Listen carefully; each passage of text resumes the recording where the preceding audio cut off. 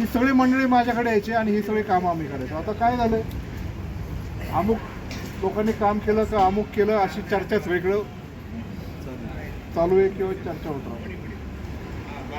मी तुम्हाला आवर्जून सांगतो, अतुल बेनकेनी केलेले नाही आणि पांडुरंग पवारांनी पण केलेलं नाही, अजितदादांनी केलेलं आहे.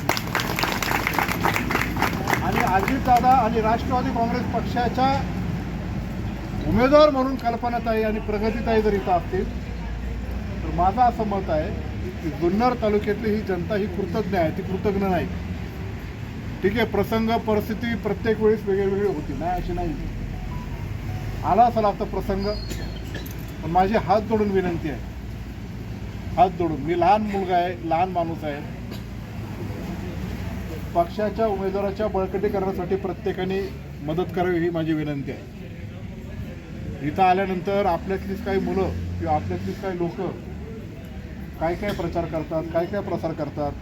एकाने तर सांगितलं की पांडुरंग पवार माझ्या आमदारकीला चे लेवलचा माणूस आहे म्हणून मी असं निर्णय घेतोय. आता अजिबात काय,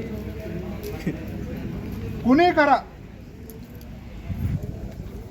तालुक्याचा आमदार कुणी करा, पण राष्ट्रवादीचा करा. मीच पाहिजे असं नाही, मलाच पाहिजे असं म्हणणार नाही. पण राष्ट्रवादी काँग्रेस पक्षाच्या हितासाठी माझी अजूनही पांडुरंग पवार साहेबांना ही नम्रतेची विनंती असेल की आता आपल्या ज्या प्रसंगातून आपला पक्ष चालला आहे, आपला सेनापती आपल्यातून हरपलेला आहे, तर त्यांनी पण मोठं मन दाखवून आत्ता पण थांबून माघार घेऊन राष्ट्रवादी काँग्रेस पक्षाच्या उमेदवारांना पाठिंबा द्यावा ही माझी विनंती आहे.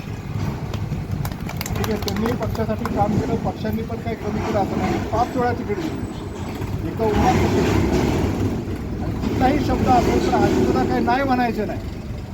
मी जरी गेलो तर नाही म्हणायचं नाही. दादांनी पण तुम्हाला विनंती केलेली आहे.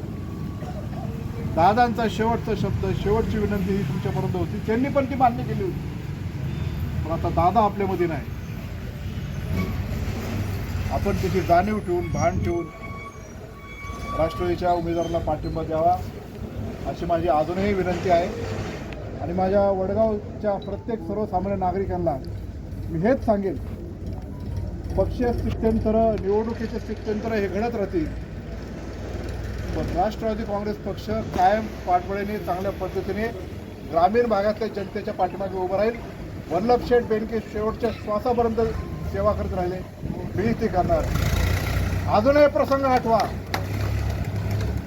माझ्या आमदारकीच्या काळाच्या आधी नदीची काय परिस्थिती होती.